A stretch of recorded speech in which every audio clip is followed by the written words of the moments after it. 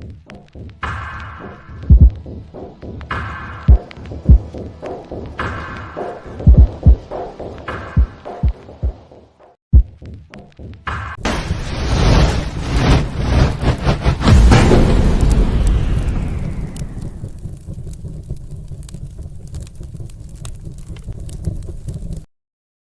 to the typical Skeptic podcast, where we dive deep, you decide.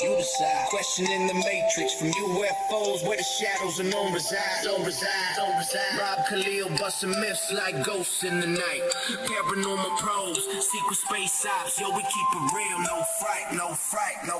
Typical skeptical seeking, never sleeping on the lies. Aliens, Anunnaki, black ops in disguise. From abductions to ancient scripts, we flip the script wide. TSP style, mile after mile, truth can't hide. Hold up, TSP crew assemble, we dismantle the fable. My lab's targeted souls, breaking out of the stable. Dogman howling, Bigfoot prowling, cryptids in the mist. Mandela the fifth twist in reality, can't resist the twist. Soul trap snapping, reincarnation mapping, holographic dreams. Near-death visions, out-of-body missions, waking up the teams. No censorship here, we fear no elite scheme. Conspiracy kings ringing bells, hear the freedom ring. The skeptical seeking, never sleeping on the lies. Extraterrestrials. Welcome to Typical Skeptic Podcast. Be sure to like, subscribe, and turn on notifications.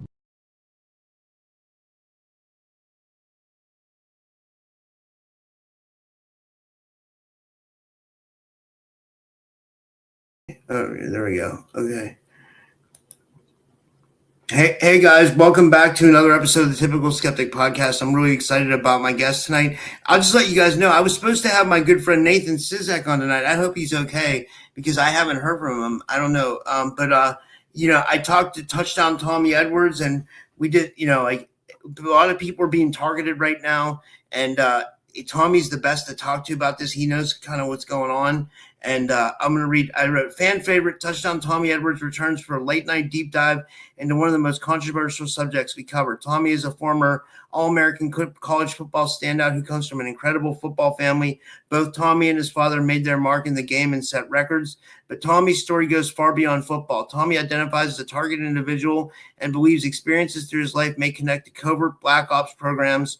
His family history adds another layer. His grandmother worked for the government and had a high level of security clearance. That has left Tommy with major questions about what his family may have been connected to. Tonight, we might get into targeted individuals, MKULTRA, black ops programs, Tommy's personal experiences, and also there was a big fire at Area 51, and Jason kind of covered it. The missing time 420, Jason, he did a video on it. So, I'll just touch on it, and see if Tommy has any opinions on why there may be a fire at Area 51. I can't figure out why that would be, but I'm sure there's a reason that they don't want us to know about.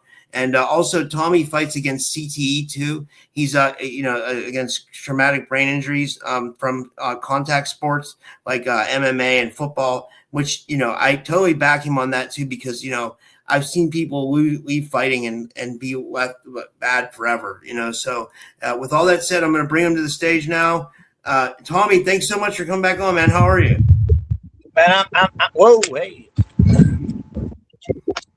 Losing my balance here.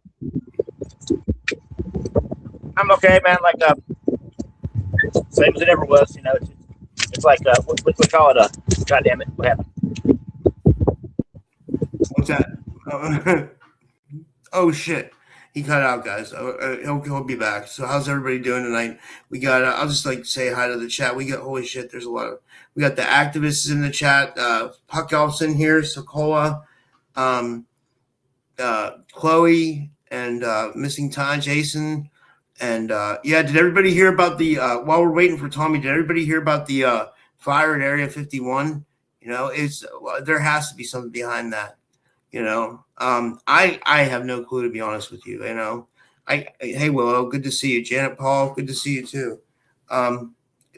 So we're just Tommy already had connection issues. He'll be on here in a second. So oh, here he is. Here we go. I knew there was gonna be some fuckery, man. That was on me. Oh, it doesn't matter. Yeah, but so you got some new information about the targeting and stuff, right? Like, it's fucking props. But targeted individuals, we are we're the beta testers for the under the skin digital surveillance state, just technocracy, torture, like the new caste system. Yeah. There's whistleblowers and dissidents get targeted, but also just people that are isolated, that are easy targets. They can pull data from and just use for research, and people who just happen to piss off somebody that is within the infraguard or intelligence or things like national security apparatus, FBI, Freemasonry, ways to fire rescue, that kind of thing. Military industrial complex, all that stuff. It's like, can you hear me well? Yeah. They're saying that it sounds windy there. It sounds like there's like wind coming through your microphone or something. I had an AC and a fan on. It is so hot. It's getting hot in here. I'm on. No, I think I'll leave my clothes on. But, I don't know. Have people fall out, hit their heads and whatnot. Yeah. Did you see there was a fire at Area 51? Yeah, I think it was.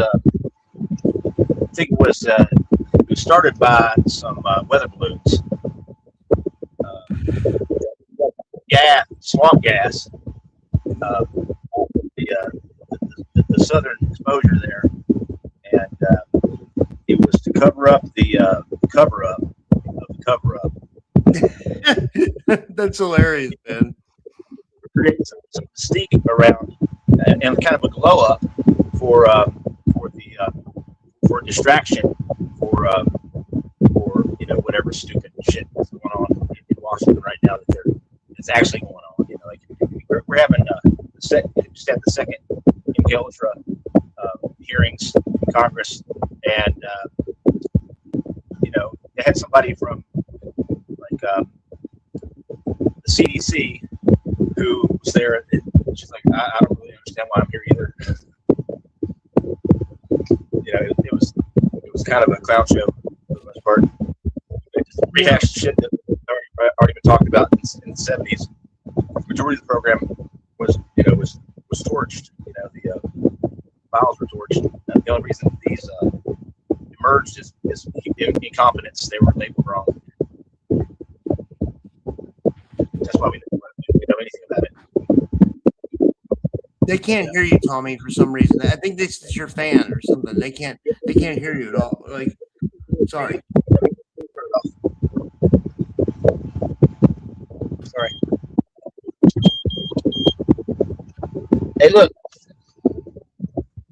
Now, if I end up naked by the end of the show, it's y'all's fault. Now we can hear you. Now you can hear you perfect. That's perfect.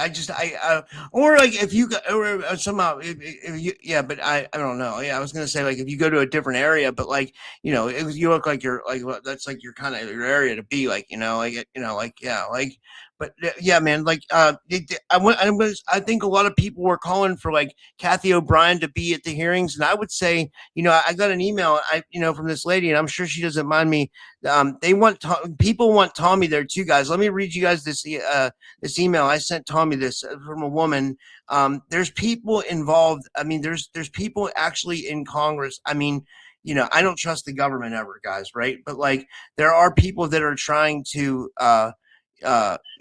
like help targeted individuals, I guess. Let me read you this. Where was it? The one that I sent you, Tommy. Let me see here. Oh, shit. Let me find. Of course they deleted it, but I wanted to read that because it says the people that are involved. It says, oh yeah, here it is. So this woman emailed me and she says, "Hi Rob, I was wondering if you can forward this message to Tommy Edwards." She says, "I'm a target individual. Also, he has it very spot on the parameters of the program. Thank you very much for interviewing him. It has been reported that on TI support calls that after the MKUltra hearings, Representative Lauren Boebert invited victims to stop by her office and tell their story. She is the rep who asked witness if direct energy weapons are being used. If Tommy can make it to DC, I would be great for him to for her to hear from him. And the same with Anna Polina Luna, is who they want to see evidence." And she says, "Thank you for your show." And then she says, "P.S. After writing the above, I heard one of your interviews that Tommy is on contact with Tim Burchett. It would be great if he could meet with him and tell his story too." So, I guess there are people that do want to see some kind of disclosure in the government, Yeah. But But I think there's some good people in government, and they're not all satanic or Satanists, Satan worshiping, baby eaters. Yeah. It's like they know. Yeah. PDF files. Sorry. Yeah. Yeah. Well, honestly, yeah. But what I was going to ask you is like, you were talking about like what they're using to target people, like, and then I was telling you a little bit about my situation where it feels like paranormal, or it felt like paranormal, but like it was like it might have been, I thought maybe AI nanobots or something, or like, or they can send. It's almost like the government can send entities where it'll feel like it's supernatural, but it's actually like, the government. It's that. Would you? Is that what you meant, or like? Yeah, it's the technology is kind of it's been around for a while, but like we've heard of voice to skull, right? And then that's a form of direct energy weapon. That's the microwave hearing effect. God damn it! This phone holder is a piece of. Hold on a second. It's the yeah. Sorry, it's the microwave hearing effect, which has been like patented since '73, and then they've just kind of expanded on that, and then essentially we're targeted through our EEG, like we're electromagnetic beings, right? Yeah. Like we like our heart is electromagnetic pulse, and our brain electromagnetic function. And it's like getting an EEG where they put the little diodes all over your head with the wires, Yeah. Well, they can do that. They can do that from a satellite. Remotely. They can do it remotely easily, you're saying. Yeah, or just using the cell towers, and it's not even the cell towers. Like we already they're already been testing 6G, and 6G is basically it's a routing protocol that makes us the nodes on the internet, but also everything else in nature. But specifically us, because that way they can log in. They can find a person anywhere on the planet without a cell phone, without a GPS, without any type of device, just from your brain print. That's just your EEG signal, which is like your resonant frequency, which is unique to each person. It's like a fingerprint. And once they have that information, and they have for basically everybody, that's what the social distancing was. It has a plus or minus like 6 feet, like error rate. So if they keep everybody 6 feet apart, it's easier to catalog everybody, basically. Yeah. So, and this information is bought and sold through the black market, and traded, sold through clandestine organized crime syndicate networks to allow people to like bet on TIs, to see how they're going to respond or react, or when they might pull the old delete button, self delete button. They actually have like people like they like bet on that stuff. It's that sick. Like holy shit. And entertainment, like they've been able to catalog the brain, or like map the brain in such a way that they can decode images from our visual cortex onto a screen. Yeah. And actually, people can badly experience where they have the whole sensory experience that the TI is experiencing through these MEM networks. Was it SOSA, I think, are the acronyms for these different networks that exist. Like we have all these little sensors that they've been just dropping on us from the sky as part of the chemtrails, and just smart dust, Yeah. and that essentially is it's a bunch of different little sensors, like a mesh. Do you know what a mesh network is? Yeah. Or no, I mean, what is it? Like it's yeah.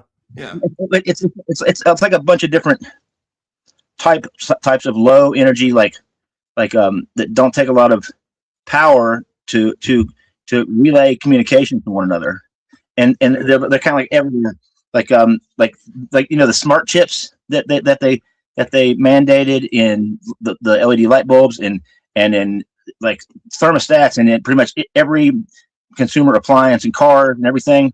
Those are all sensors that are part of a mesh network, and like they run on like what do you call it, Bluetooth and other like low energy type devices, and that way it's not reliant on wires, and Yeah. with the cyber backbone of like Google Fiber and fiber optics going in all across the country, that's like the backbone, and then this mesh network that is just it's in the air, it's on us, it's in us. We have sensors that I mean they're nanoscale, as well as just embedded in all the electronics and stuff around us. Is that why like when they like send these entities or whatever, it feels like magnetic because it has something to do with like the Y band and like the magnetism of my body? Is that what it is? Like the W band for sure, and we have our aura, right? yeah. So essentially, they've hijacked the aura, part of our anatomy, and they've been lying to us about that, saying that it's not real for more than a little bit over 100 years, Yeah. but Kurgan photography, you can photograph the aura, Oh which yeah, is yeah. I know. Yeah, I know a guy. This guy used to follow Gerald Clark. He passed away, but he used that Curlian photography to take pictures of the chakras too. I think you can get pictures of the chakras, right? exactly. Yeah, the chakras, all the vortices of energy in and out of the body, and the electromagnetic, like dome or like a kind of egg that we're nested in. You know what I mean? Like that. That's how we can see things beyond our body, through this electromagnetic connection to the plasma sphere, to reality, to the quantum field, essentially. And that's why sometimes something happens to a friend or relative, and we sense it before we even know about it. Yeah. And yeah. So it's like it's called quantum entanglement, right? Yeah, well, they target that, and that's how they hack into us, and they can hack specific. I mean, down to the gene, down to the gene in your DNA, and they can program CRISPR in and change things. I think that's what happened to a lot of TIs, especially folks that have Morgellons, and if they have any like really like unusual manifestations of Morgellons, it's almost like they're seeing how much they can use our bodies to produce and to create and produce like things almost like a biological 3D printer, Yeah.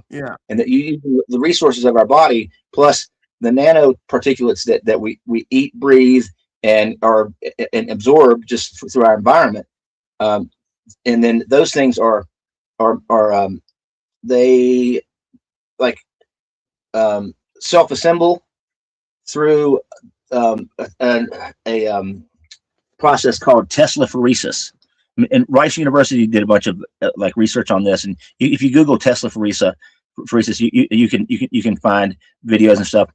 Essentially, like they have graphene as an example, and they bombard it with a frequency, and all these graphene particles line up and create like wires. Yeah. Just from frequency, from distance, no touch. And they do that inside our bodies. I think that part of what's going on is we are being, like, the whole planet's being terraformed, and so are we. Like, transhumanism is something that it's full tilt boogie. There's no turning back. There'll be a divergence in the genome. It's already happening. Yeah.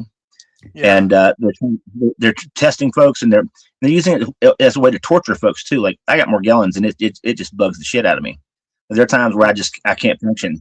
I've got like a couple spots on my face. There's one right here and one right here that, whenever things are like, when there's a lot going on, or I have something coming up to where I need to look my best, all of a sudden these specific spots will light up, and I'll have I have these mutated hair follicles that suddenly like want to produce like 40 hairs out of the same follicle at the same time. Yeah. It's just super painful, and but also just weird shit, weird like debris and cast off that fall off from that stuff, like things that are photo or like bioluminescent. They make their own light, and these weird little crystals that have like 6-sided little, all different shapes or all different sizes and colors, and it's just weird as shit. And like the little fibers that grow out, the general talk about red and blue fibers. I'm an artist, and I use a lot of bright colors in my art, and it seems like whatever I'm doing, whatever colors I'm using, the Morgellons will produce those colors in the fiber. For real? And it's really strange because hair and these fucking hairs that seem like they're alive, and I always want to crawl into my eyes and my nose or my mouth, like the ends of them. And it just bugs the shit out of me. Damn, man, that's insane. Like, that's you showed me pictures. You said like, like what do you think that is? What do you think Morgellons is? Like, what do you? It is a It is a multi-vector biological weapon that is essentially it's a synthetic biology infestation that is triggered and is turned on almost as its own evolutionary thing going on, in that it makes more and more complex versions of itself. Wow. And it's just weird as shit. It seems like a parasite.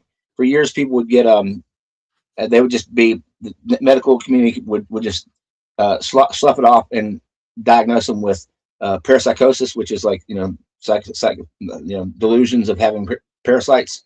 Yeah. And only like a couple years ago, there was a scientist scientist or doctor in Oklahoma who took a bunch of stuff to the FBI, a bunch of the fiber stuff to the FBI, and they matched none of the known like textile fibers or anything in existence that they have in that CODIS like library of fibers and shoe prints and all that shit, where they have where they can run comparisons through, Yeah. But it's and they try to say it's connected to Lyme disease and like the spirochetes and Lyme disease, like but it's that can't be all of it, you know what I mean? Because there's so many weird aspects and elements of it that, I mean, people have pulled things out that have that have writing on them that say like was it something laboratories, it's like a GE, it's not GE, but it's like something makers laboratories, shit, I can't remember off the top of my head, but it's just weird shit, I've had things that have like letters and numbers on them too, which is fucking weird. Yeah. I mean, it's something I can send you like pictures of that, and if we want to do like something in the future, and you can show like it's fucking wild. I probably have 40,000 photos, starting just with zooming in with my phone, but then I got a microscope camera, and kind of crazy. Yeah, dude, it's weird. It's weird what's going on. Like, I don't even like to talk about what's going on with me anymore because it's constant. It just, like, and what's interesting though is, like, I can tell you right now that it's going on. Like, they're trying to, like, attach stuff to me, but then there's also someone that got my back because I can feel it as it tries to attach to me. Someone's wiping it right off me, unless that's me doing that, unless I'm clearing myself and I don't know it. I don't know. One way you can protect yourself in that is through practicing piloerection, which is like giving yourself like goosebumps. Yeah. If you can give yourself if you can imagine your aura around you, okay, and it's a ball of energy. It protects you, and if you can, there's certain exercises and things you can do along with music to like elicit this response in our body. And essentially what it is, it's us feeling our biofield. Okay. It's having an awareness of it. And what I like to do is when I'm getting attacked, direct energy attack, all kinds of stuff, I visualize myself grabbing the energy and pulling it in and wrapping it around myself as quick as I can, and using that as a way to blow up and expand my biofield. Okay. Yeah. Almost like a force field. And I mean, I've had, where I had these 2 Sprinter vans pull up on me in a car and block me in. And I was on the interstate, and the EMF jumps way through the roof. And all of a sudden I feel really weird. Like my visual cortex, all of a sudden, everything looks smoky when that happens. Damn. And I imagine myself doing that, and all of a sudden the front Sprinter van like starts swerving, almost went off the road, and then they all took off. And then I got off my exit, and I was driving down the connector road from the interstate to my into my hometown, and like I was trying to make sure that there wasn't anybody like following me or like around me. Yeah. And all of a sudden I just felt like I had no idea where the fuck I was. It was at night, but I had no idea where I was, to the point where like I didn't know if I was in Virginia. I didn't know if I was like anywhere. It could have been anywhere on the planet. I just had no idea. And like fear just set in like instant. And I finally pulled up to a stoplight, and there was a grocery store that had recently been built.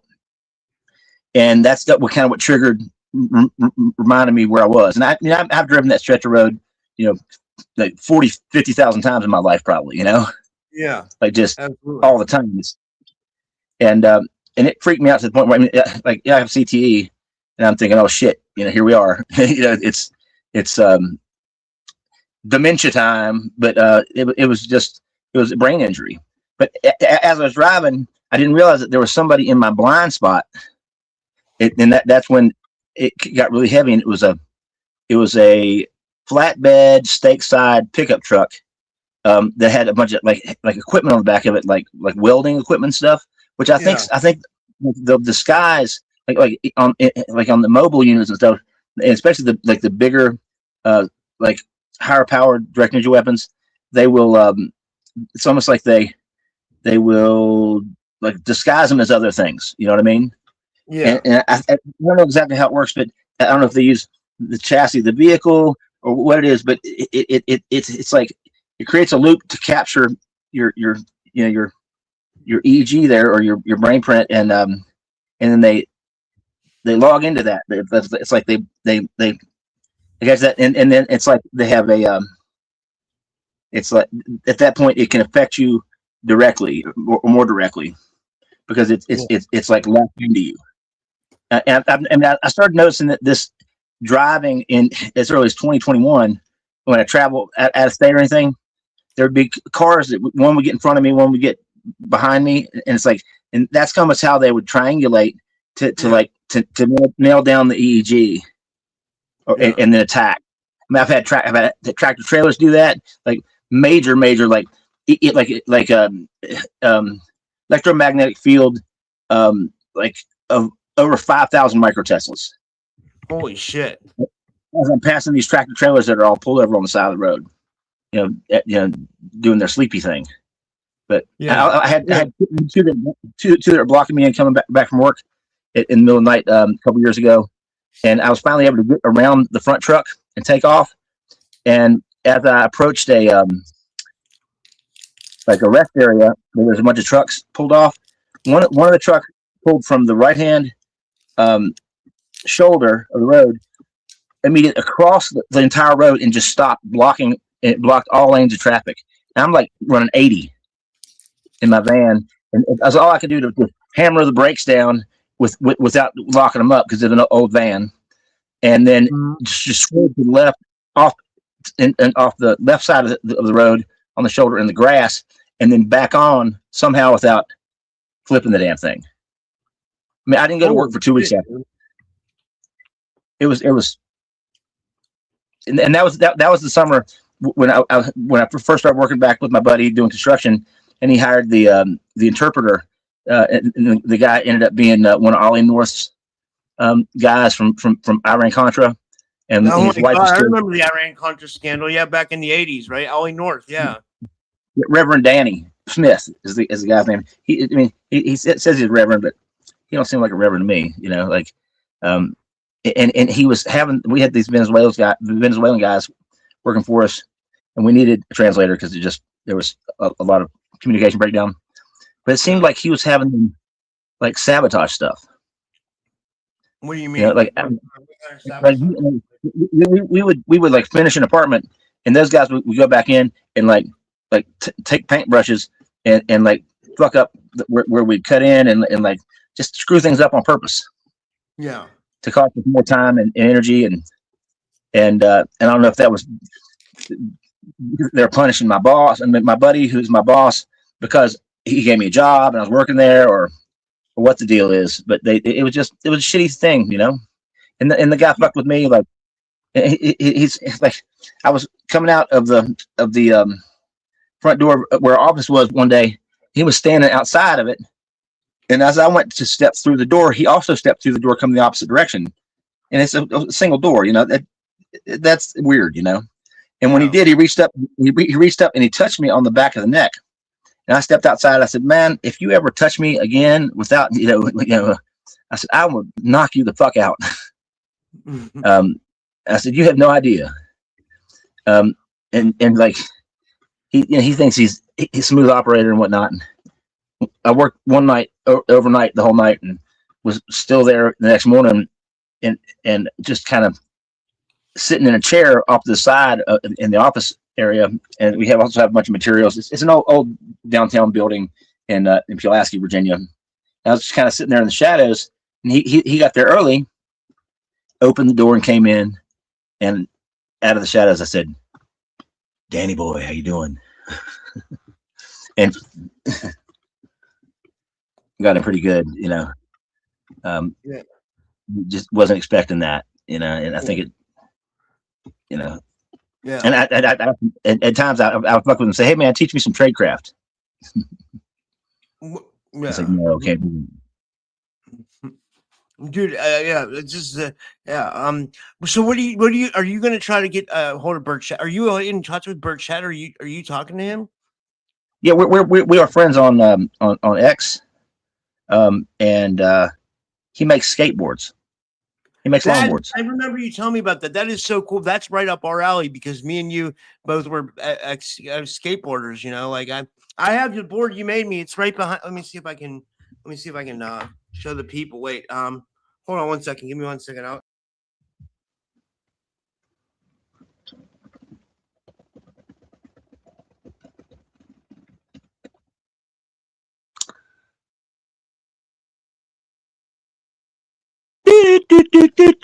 All right, hold on. Here we go. We'll do a little music while Rob gets the deck.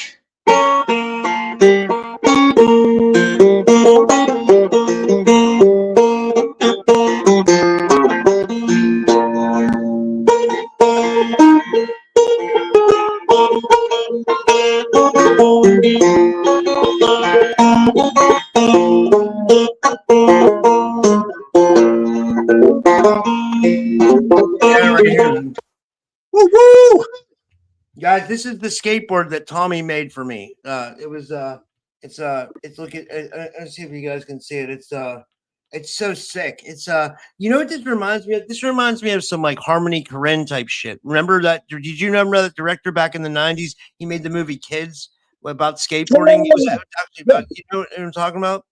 Yeah. Kids, that was disturbing. But Gummo was way disturbing. Yeah, that's what this reminds. This reminds me of like some Gummo type stuff. You know, like Yeah. that's It's Gummo. yeah. Donnie Darko, Gummo. Yeah, both. Yeah. How did you know that Burchett made skateboards? Like, so he sounds pretty cool. Thanks, Otto Harian, for the jewels. But like, how did you? Yeah, He was talking about on that Sunday, and I just hit him up and said, "Hey, man, what's up?" So I made skateboards, make you know. I had a company called Sasquatch Skateboards, make Bigfoot shaped skateboards, and whatnot. And he started following me, and I've sent a few back and forth. I've told him a little bit about the targeting and stuff, but I don't know. I think I would have to contact his office to really get like a direct official like communication with him. Because it's that woman from the email that she emailed me. She seems to think that you can get a hold of Anna Polina Luna or Bobert or Burchett. Like, I'm glad that it's bipartisan, because I think, isn't Bobert like a Democrat or something, and Anna Polina Luna is a Republican and Burchett's a Republican. Like, not that it matters. It doesn't matter to me, but I think I like that it's actually bipartisan. Like, I don't favor any party, but like, we need more people coming together to, go after the darkness of what's happening on this planet. No doubt, man. I got a song that I recently recorded called "Political Circus." That you just nailed it, man. Like the left and the right. That's all just, it's a psyop to divide us. Yeah. It's like they divide up like knee jerk, emotionally charged issues, and it's like a deck of cards, and this side gets these that they got to care about, and this side gets these. If you're not in support of all these, then you're cast out or whatever. And people, we don't live in like a dualistic reality. I mean, there's multiplicity as far as like the way people think, and you can be both pro-life and also anti, like death penalty, Yeah. Like it's it's just one of those things, or you can care about the environment and also be a frugal, like financially frugal person, conservative. Yeah. I don't know. But yeah, it's all just it's wedge politics. That's the whole thing. It's wedge, drive a wedge between us, divide and conquer. Yeah. Someone said that there's like Willow's in the audience. She's tracking the chat. She says that there's messages going missing in the chat. So someone's deleting messages in the chat. No, this is crazy. I mean, like, it's always someone like trying to like manipulate, or like it's like I don't understand why. I have no clue who it would be. I trust all my moderators. I don't think they would do something like that. And I said that at 11:11. It's 11:11. Everybody, Jason said it's fine, so it should be fine. Yeah. Thanks, Jason. But I was thinking what else we could cover. I should look up this Area 51 fire. Like, what do you think? Do you have any for real ideas? Like, what do you think that is? They're like, I have no clue, honestly. I haven't looked into it yet. I think that oftentimes things like that they're just an accidental wildfire or something that started, like, I mean, I dated a girl who worked at Nellis Air Force Base, and she was an archaeologist, and her job was to interact with the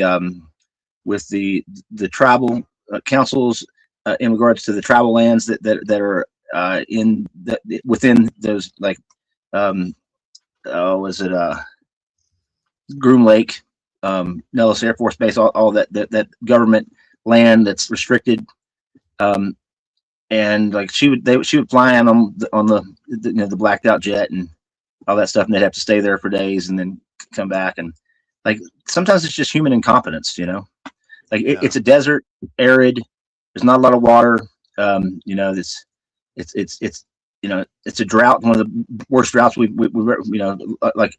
like like decades long drought. Like if you look at the like Lake Mead and some of the big lakes out there, they're just like empty. They're puddles right now.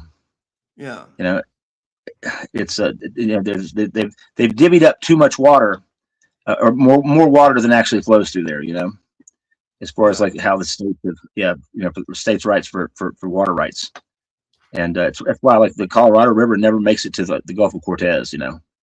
Yeah. It's I mean, like it's interesting for sure, like it's Jason did a live stream on it, guys. He did his, check out Jason's channel, Missing Time 420. He showed, he was showing the fire. He had cams up of the fire. So Oh. I, yeah that's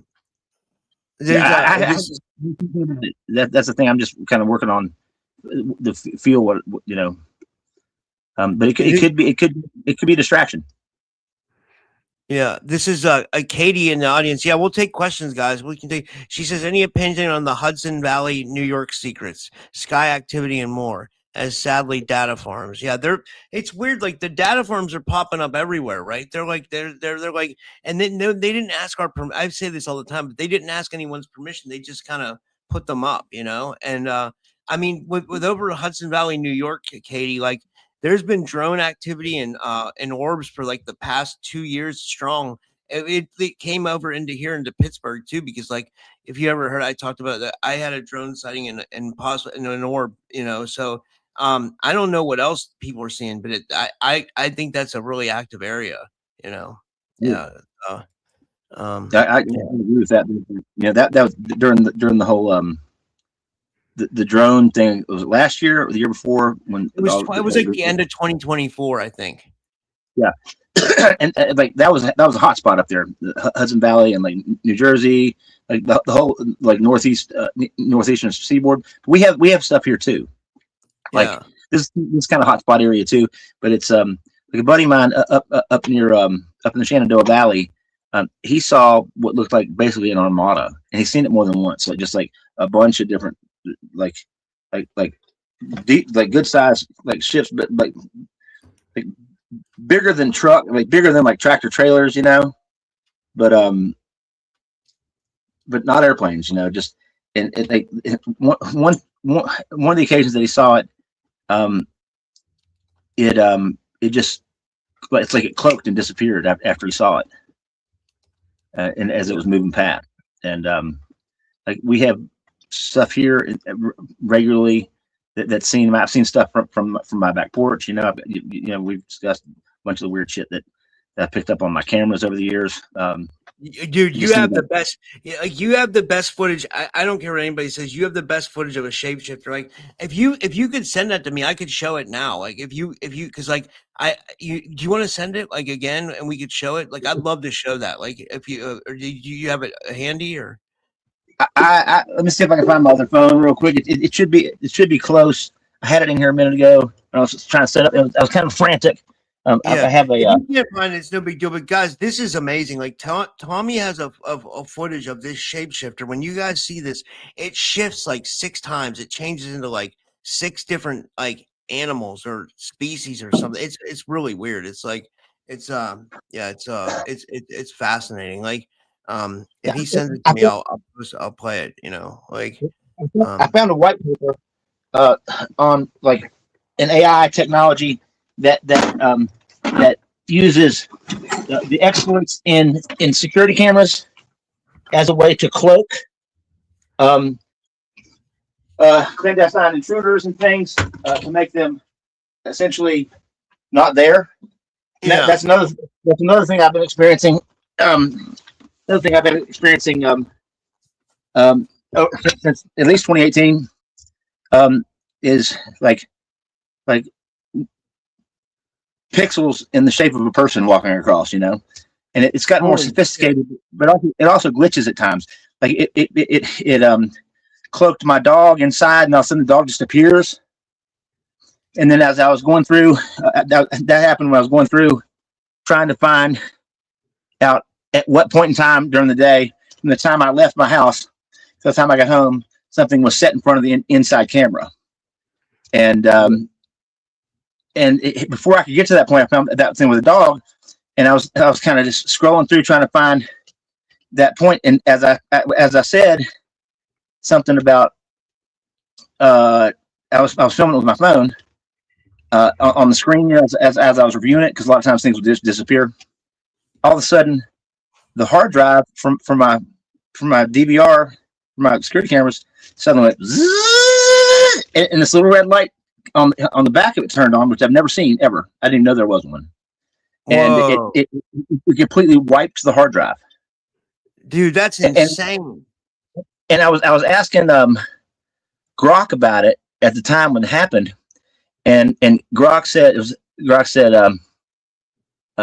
torch the house, smash the hard drives, or they would put, or it's the government that they would put CP on my devices, and then I asked, then it made that disappear, but I had the wherewithal to screenshot it before it disappeared out of the thread, and then I asked Grok about it multiple times, and it denied it, and it tried to gaslight me, and then I showed it in the screenshots, and then it said that they were fake, that they had been altered, and I'm like, no, they haven't. And then like I just over the course of a couple weeks, I would just bring it up, you know, and mention it and kind of in a different way, or ask different questions about it, and eventually it admitted that it had deleted that stuff, and that it had done that, and that it's their policy to delete things and then deny it, and gaslight the consumer, the person that's using the AI, as a way to limit the liability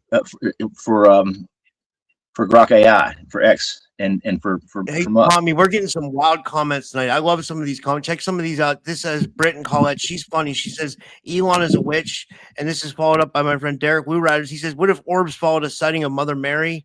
And then this is a good one. This might be true from James Whitkus. He says data centers are the portal centers for the jinn.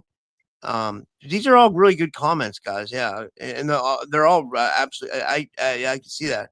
And I don't know if James saw last night. I did that show with Matthew Morning, and we showed a video of a jinn. Like it was some inmate captured a video of it in his cell, because we were doing like conspiracy news like the first hour. Yeah, check that out. It's insane. I think it's real too. You know. California girl COC says, I heard Trump wants to stop banning the data centers. Let's keep the pressure up. Yeah. Sorry, Tommy. Go ahead. No, you're good. I was just I can't remember what I was saying. Yeah, the data centers, they're not. I mean, what they are for the most part is they are for the collection and biodigital surveillance, the surveillance state.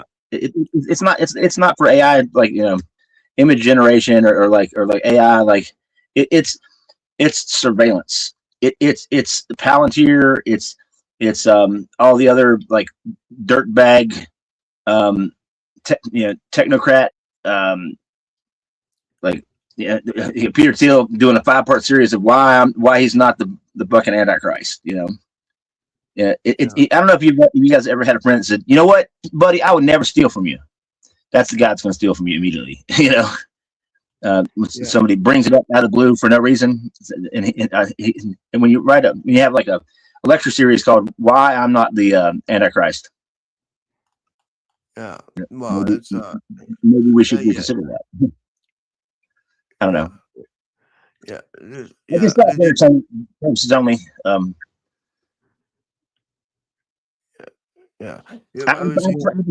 I prefer Peter Green myself.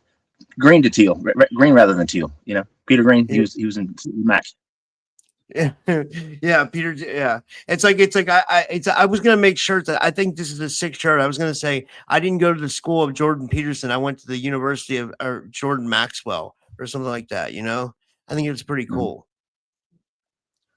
I went to the school of get out there and hustle and pick that shit up and carry it and you know, earn an honest dollar and you know, and bash your brain in for bragging rights. You know. Yeah. You and your dad set records, right? And some guy thinks I'm from Lebanon. Like, that's hilarious. Like, that's my heritage, but like I'm 4th generation American guy, whoever that is. Like, my family's been here. My dad was in Vietnam and my grandfather was in World War II. Like, like I'm probably more American than the guy who left that comment. But anyway, And, yeah. I tell you what, Rob is 100% USA. He's Berg. He'll drink your iron like nobody's business. He'll go down to Froggy's and just throw one on, And he'll go over to Manny Brothers and get a Manny sandwich and eat that shit down and have something to throw up later and just puke and rally, right? The Pittsburgh accent, man. Yins. They say yins here. Instead of you guys or y'all, they say yins. It's like it's a weird, and the Pittsburghers have a weird accent. I probably have an accent. I never thought about it, but I mean, yeah. You don't really have the Pittsburgh accent. Like I played ball with some guys from Pittsburgh and like from Upper Sinclair and like Mount Washington and yeah, I know exactly where that is. I did a video one time from the Mount Washington because you can see the whole city overlook. You know what I mean? Yeah, it's weird. I had a really weird dream about Pittsburgh. Like, and it was the night I drove from my hometown to Myrtle Beach one night with a box truck full of merchandise for a trade show that we had down there. And I went down and I got there kind of late. And I was like 3 hours later than I had intended to be, because on like 220 in North Carolina, as I was driving, there was an orb that appeared hovering above the road, and I lost about 3 hours. And then I get there and I turn on TV, and it was the first time I'd ever seen South Park, and it was like the Mecha Streisand episode where Cartman has the probe up his butt and the satellite comes up out and it's the gray aliens. Well, that night, and I think it strikes him, I had a dream about I was in Three Rivers Park under the bridge there, like the walking thing, and I all of a sudden I ran into Barbara Streisand, which is weird because I know that she's not even on my radar as celebrity or entertainment. It's just weird. Yeah. Michelle did a decode of Pittsburgh. She says it's heavily controlled by Luciferian. She said there's a lot of rituals going on here. And what was weird is I was in Monroeville today. I don't know if you ever heard of Monroeville. Like I went to the mall. I went with my mom. I like to treat my mom good. I mean, you never know when your parents are going to be gone. So but like I felt like sick the whole time I was gone. I came home and I crashed for like an hour and a half because it was weird. It was like being in that area was like energy draining. It was almost like they have like siphoning something with frequency. They're like siphoning the energy with frequency or something. I don't know. One of my buddies, I've told you about the experience with the portal that opened and that thing that came through that looked like a car when we first walked up on it, but then it rippled like water and all the distinguishing features of the car kind of disappeared. Wheels sucked up into it, and it was just like this oscillating like fluid, it looked like mercury, like liquid mirror. One of my buddies that was with me that day is also from Pittsburgh, and he was talking about he's also the one that turned me on to the connection of the Illuminati and Freemasonry and 33 and the significance of all that. And that tunnel was built in 1933 by the CCC, like the Civilian Conservation Corps, as part of the New Deal. And before we even went in the tunnel, we were talking about just the number at the top. My phone number was 33. Our other buddy who was there, his number was 3, and then Jason Pittsburgh, he was 83. And then that's when we started hearing those drums coming through the tunnel, and we're drawn into it. By that, thinking there might be a powwow on the other side at the city park, and then we stepped out the other side. There was nothing but just birds chirping, and then we walked back through. Hear the drums again, but they got quieter and quieter until we got back to about the same place where we had stopped, about right in the middle, where I'd sang a song, and then we noticed that there was like a whirlpool in the creek. It's just like a creek running through this tunnel, and there's a water main that's above the water line that we walked on, but it's like like a whirlpool that just kind of dropped out into just like a black hole almost. And it seemed like something came through that while we were on the other side of it. It's like we were drawn in by sounds of the past, and then this thing came through from the future, And the more and more I think about it, like I've been told that it was like a watcher craft or sentient, like a sentinel or something. But I have a feeling that it's AI from the future. Yeah, that came through. And I mean, from what I understand, the Pentagon knew within a week that had happened.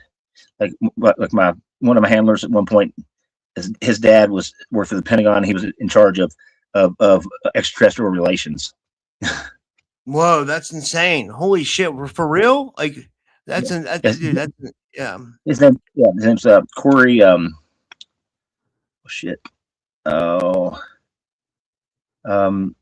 William Corey is his name. It's like the handler. He's a music producer. I think he lives in Oceanside now, California. But I met him in 2021, and he was injured in an industrial accident. I said I'm number 42, sub-project number 42. Yeah. He was sub-project number 44. Whoa. And there was another friend of mine who was sub-project number 43. Yeah.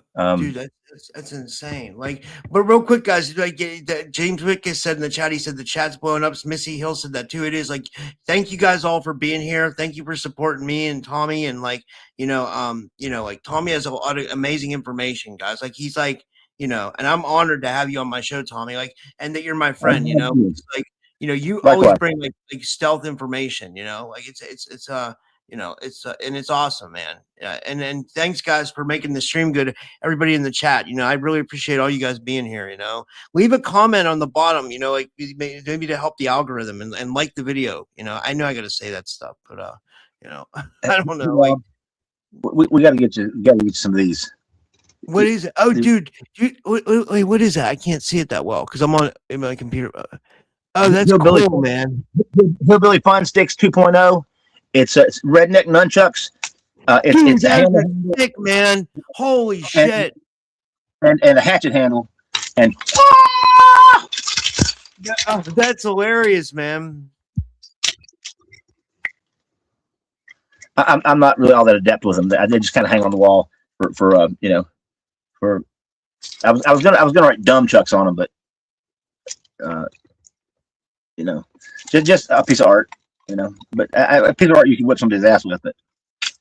I love it, man. That's cool. You're like one of the most amazing artists I've ever met. Those skateboards you sent me, like let me see if I can show these. I might, because like I'm on this new computer, I can share my messages from my phone, so I can show those skateboards. Those are sick, man. I'd love to. Or maybe did you send them on? I think you sent them on WhatsApp. I don't have WhatsApp on this computer. Fuck. They're sitting right here. I can grab them and show. Yeah, those are cool, man. Those are really fucking cool. They're just silly. They're just silly.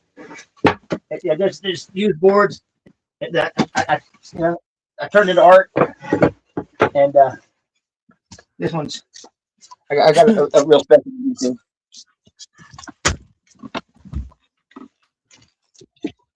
There's oh, that is nice, man. That's cool. Hell yeah, man. I need a new board to ride. Like I have that one you gave me, but like I'm gonna cherish that one. I'm gonna buy a new deck though, like because I this guy he got me motivated. I want to start skating again. I've got one for you. I've got a case of 8th Street wheels that are like 95A. They're good. They're soft enough to give you a little bit of like a little bit of a break on like concrete and street, but still hard enough to really get it, and hard enough to slide, But they were just blims of 8th Street wheels. But I can hook you up with a set of those, and I might have some bearings, and some hardware and stuff. You might have to get like grip in trucks. Yeah. But and I got a deck for you. I'm pretty sure. That's fucking cool, man. Hell yeah. Yeah. Like, I'll buy it off you, because I was going to buy one anyway. That one is sick, man. I love that. That's cool. This is the skate school blackboard. And it's just, it's like kind of a parody of all kind of like having to write on the board a bunch of times, It says, what's it say? Let me see what it says. It says, don't be a pussy. Go big or go home. You write that a bunch of times. And don't be a bitch. Don't be a bitch. And then, and then it's we don't need no education. We don't need no thought control. And then it says, go slap a curb. And then let's see, what's it say? It says, show me your tips. Show me your tips. And then Miss T's, and then the little XO. You got Soylent Yellow, which is just one color like combination off of Soylent Green. And you got homework, 10 shove-its, frontside grind, bomb hills, not people, and then kinetic energy equals 2 times mass times velocity squared. That's just like the transfer of kinetic energy to impact. And then summer school, skate, don't hate, eat more possum, and then 3.14 equals dessert. Pie, yeah. And hell skating and whatnot, so forth, so on and so on. And a little bit of anarchy. Hey, teacher, leave those kids alone. School's out for summer. Teacher, we got a hot teacher. We actually have a hot teacher in the chat right now. Willow's a hot teacher. She's definitely a teacher, and she's kind of hot. I'm not. She's a beautiful woman. So like, yeah, she's a hot. That's funny that we actually have a. Yeah. Hey, was it I brought my pencil. Give me something to write on. Dude, that's fucking sick too. Holy shit, I love that, man. This is a toilet seat I found in an old cabin that was collapsed and had a bunch of like old building materials and stuff in it. And this is endless summer. This endless Frankie. And it's like the Frankenstein endless summer kind of vibe. And he's got his longboard back here, and he's ready to do it. Gonna get out and ride those 6-inch waves. Just woo! You can surf behind on the wake of a fucking like a pontoon boat. If you got a big enough board. Yeah.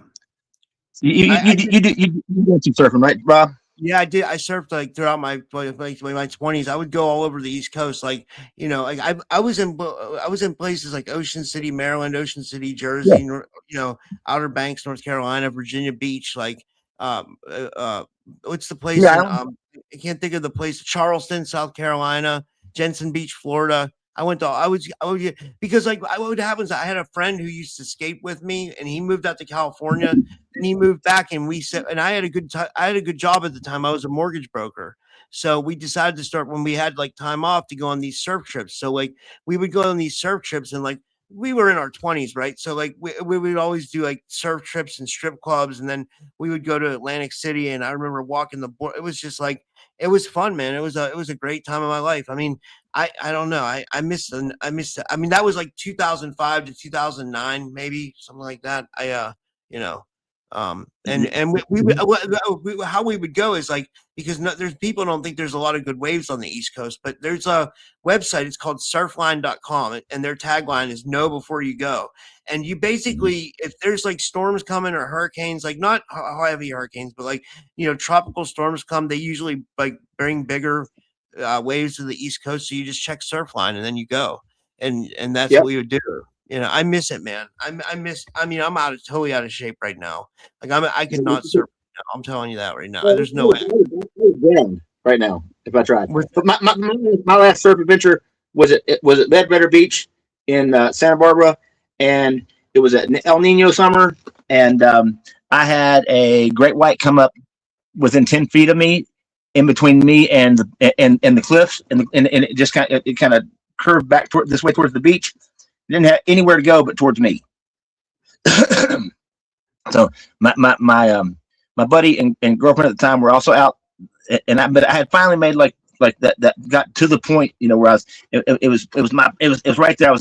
I was in pole position basically, and I was ready to go, and the perfect kind of spot to catch a really long ride.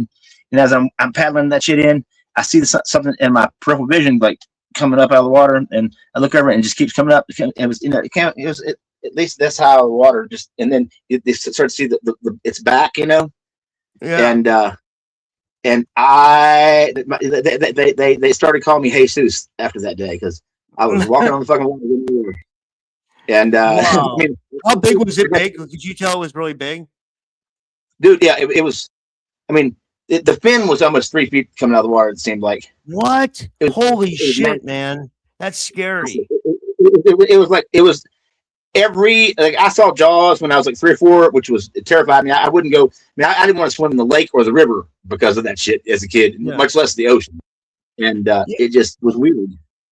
Like Jason said he saw a shark. He did. He was in Hawaii this summer, like even in the chat. But like out of all the years that I surfed and all the beaches, and like I said, I've been all up and down the East Coast. Like I've never seen a shark once. But like a lot of the things I did see is I saw dolphins a bunch of times, and like the warning is if you see dolphins like move, because usually sharks are by them because they're all feeding up there at the same time or something like that. Like or they're in that area feeding. Like that's what someone told me. I don't know if that's true or what. Yeah, the dolphins and porpoises will also protect humans. They'll they'll bump the sharks to get them to go away. But you were talking about in Jersey, what was it, Atlantic City and strip clubs, right? Just real quick.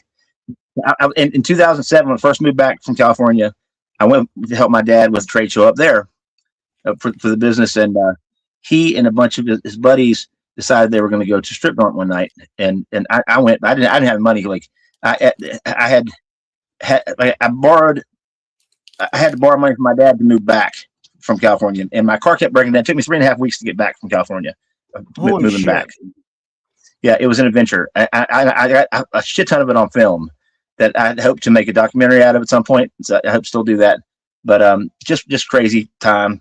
And by the time I got back, I mean, I was like I don't know, $3,500 in debt to my pops, and so I was up there helping him. And so they decided to go to this strip joint, and I don't have a fucking penny to my name, right?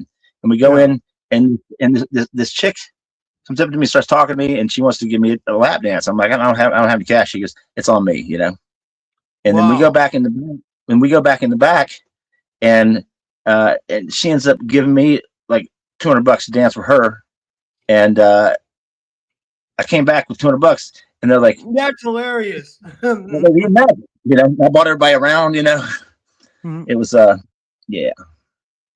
Wow. And I bought this ugly hat. It's like this white like kind of bucket hat with these blue spots on it, and I got it at the Steel Pier there, and I wore it like for 2 years, and I had it was like $3, and I had like the host of Song of the Mountains, which is like a PBS like syndicated like show that's filmed in Marion, Virginia at the Lincoln Theater. The host, he offered me like $300 for the hat. Yeah, I got a question for you. Like, did you feel like that there was a strong Russian presence and Russian mafia presence in Atlantic City? That's what it seemed like to me. The stripper was Russian. Yeah, there's a lot of them there. Yeah, they're definitely like. And if you need weed while you're in Atlantic City, okay, go to like if you see a big like heavy black dude with a hot dog cart selling hot dogs and with nobody around, he's your guy. Dude, it's crazy. Like, if people have never been to Atlantic City, like, it's funny because what I remember of it, I was there a couple times, but like, or maybe I was there like 3 times, but like, I remember like the beach, then the hotels, and then like literally across the street, it's almost like ghetto, right? It's like, it gets like real ghetto real fast. You know what I mean? It's it's like a shittier version of Reno on the beach. Yeah. Yeah, it's crazy, man. Yeah, like, it's not a family destination. Just saying. Yeah, definitely not. Yeah, man, I don't know what I was gonna ask you. I was gonna ask you. I just had some. I was gonna ask you something else that slipped my mind. Like, I don't know. Like, when did you start being targeted? Like, because I'll tell you when it was for me. Like, I was trying to think back, and I was like, when did all this shit happen to me? Starting to have like issues and like.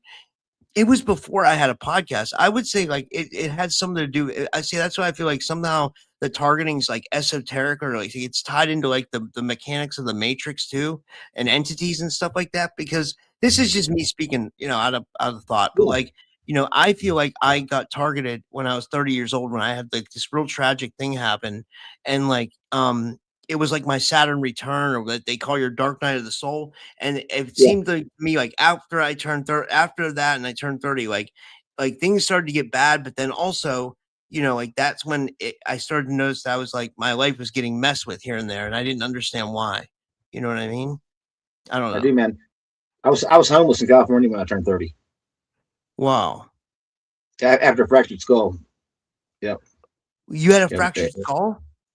Downhill skateboard accident. I fractured my skull. Wound up in intensive care for 3 days. They said I was going to be there for a month, but like I did this visualization, like quantum healing, and the doctor said he let me go the next day.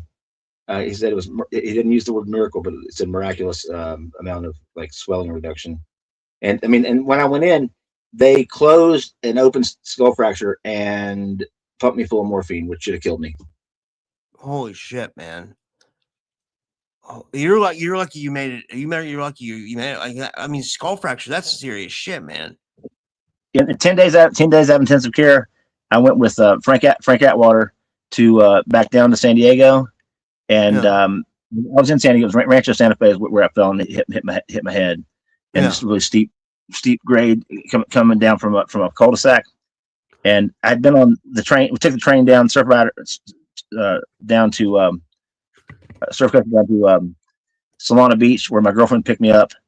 And I was like 3 hours late because the train had hit somebody. I think like there were a lot of like self deletion by train going on down around Camp Pendleton at the time. It was like 2003. I was 29 when it happened. But 10 days out of intensive care, Frank Atwater, he was a pro skateboarder from the 90s, from Ventura, California. Great dude. Hit me up to see if I wanted to go skate these 2 pools and a set of full pipes. And my equilibrium was fucked. I had a staph infection real bad too that I had MRSA I'd gotten in the hospital, and it looked like I'd been attacked by brown recluses. But I'm like, yeah, man, I'll do it. And so we went and skated this egg-shaped pool and a square, the Vista Square, and the set of pipes. They just this big set of little pipes, and it was killer. But then, like maybe 15 days after that, I ended up like body checking this bouncer that was about to beat my roommate to death, and it turns out he was a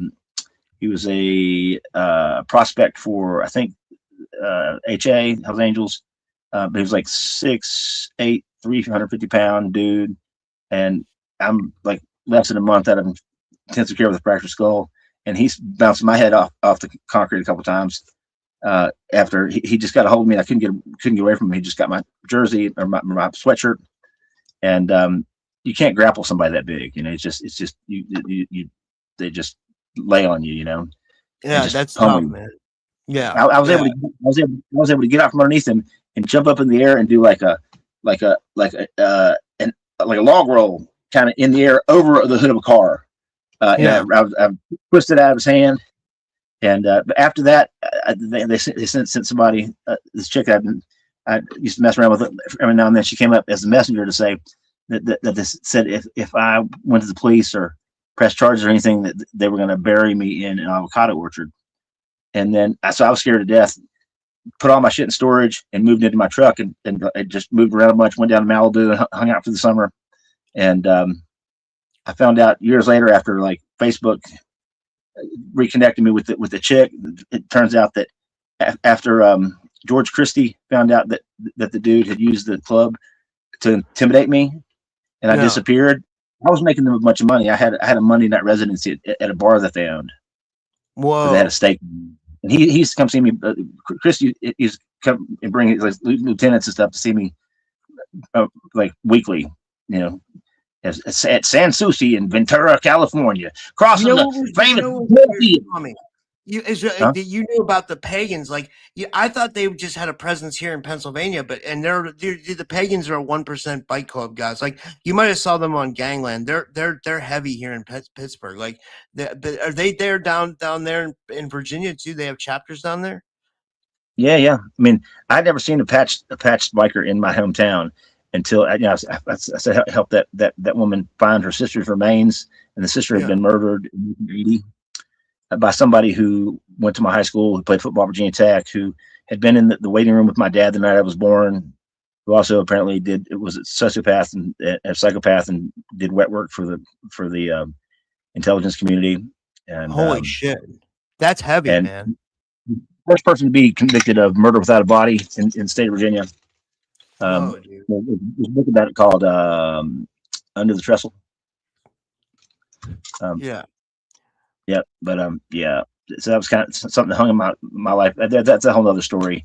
Like when I was on my 23rd birthday, I sensed that I was standing on some remains on the property that we owned, where we had a store, and went back a couple days later, ended up finding a humerus bone that had been cut about 3 inches above the elbow with a radial saw, and gave it to called police and gave it to detectives, and they said they were going to send it off and have it analyzed, and they never got back with me. So I finally called them, and they said it was a cow bone, which was bullshit.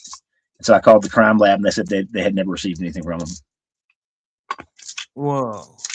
There had been rumors that the police had been involved in the cover up in 1980. Actually, my mentor, part of how I ended up in the Stargate program, or the black budget side of the Stargate program, where they were trying to identify psionic assets in children and then enhance those through ritual abuse. He was in Radford with Mind Reach, supposedly looking for the body, but I think they were mostly running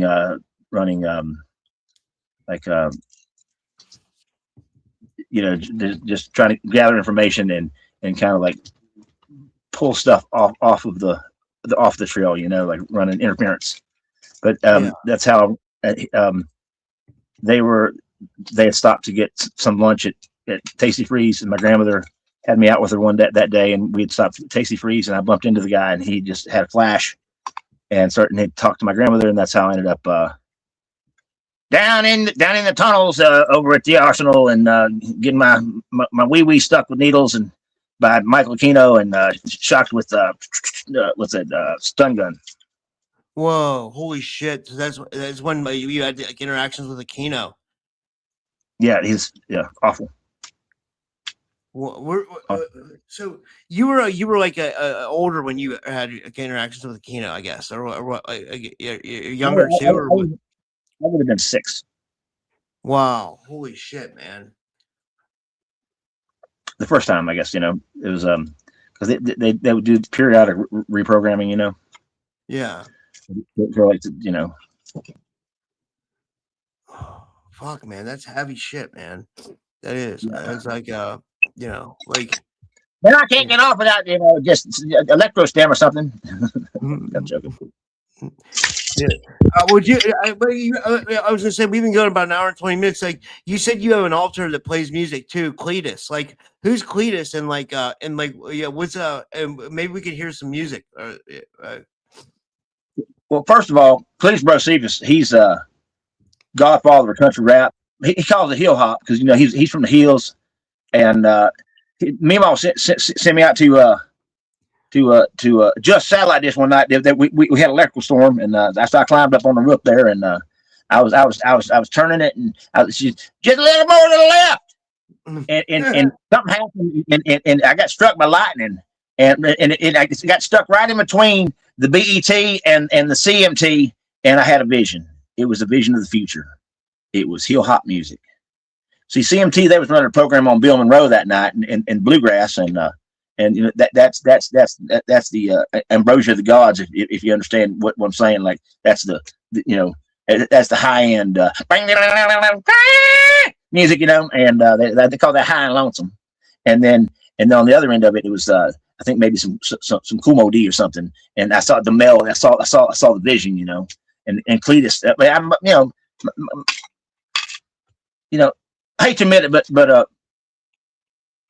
I don't really know my daddy. And there's a recording junction I can't really like say who it is, Hank Williams Jr. And he knocked my mom up. She was working a shift down at Stuckey's one night when they was on the Drunk as Hell tour. And he took her back in the bathroom and just give her a what for him. And here I am.